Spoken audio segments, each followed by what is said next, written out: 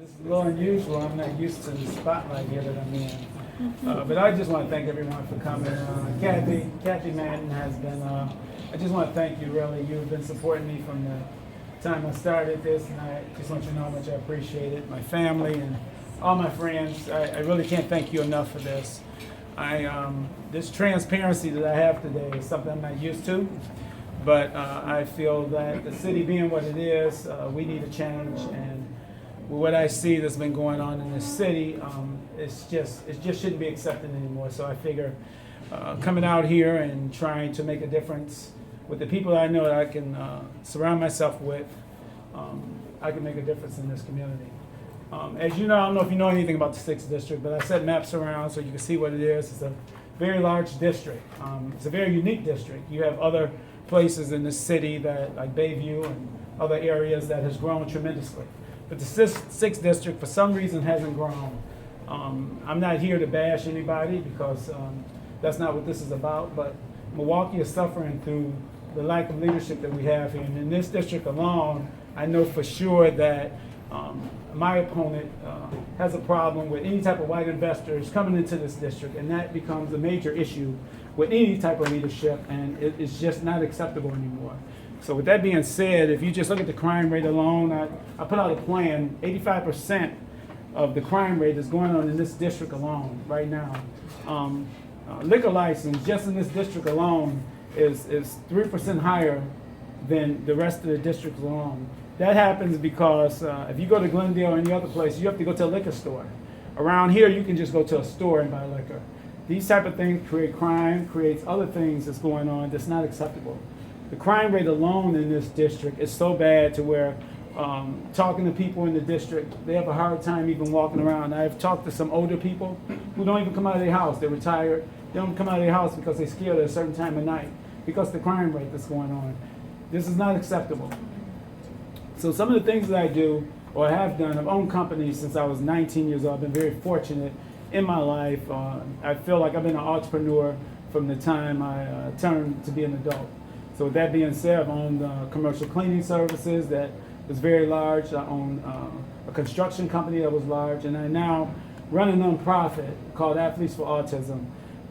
That the voice hasn't been loud enough even for that. I started that when my daughter was killed in 2009. I started in 2011 to just make a difference because I call myself, I was sleepwalking.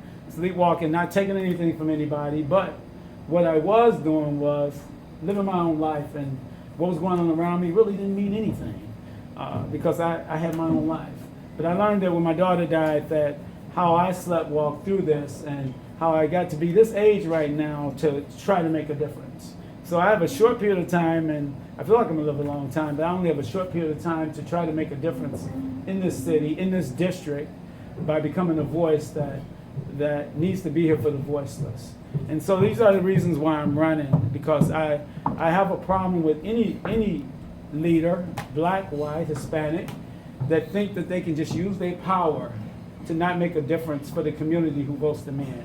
And these are the reasons why I'm running. I'm willing to challenge them on any facet of life to make a difference in this community alone.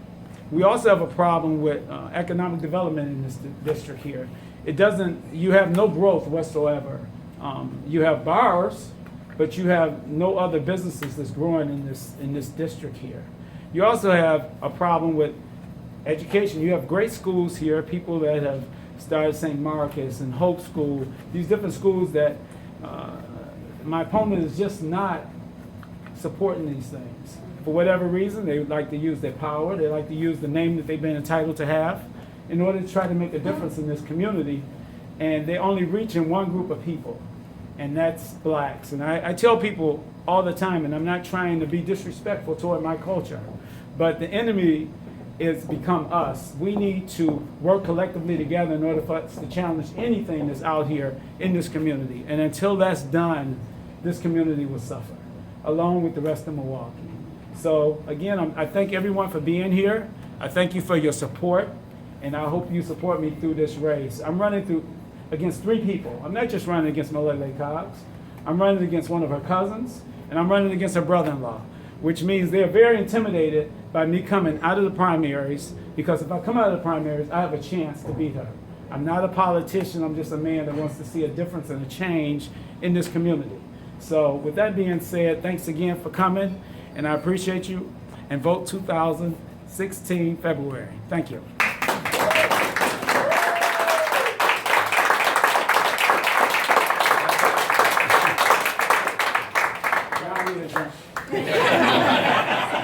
What do you want? I'll do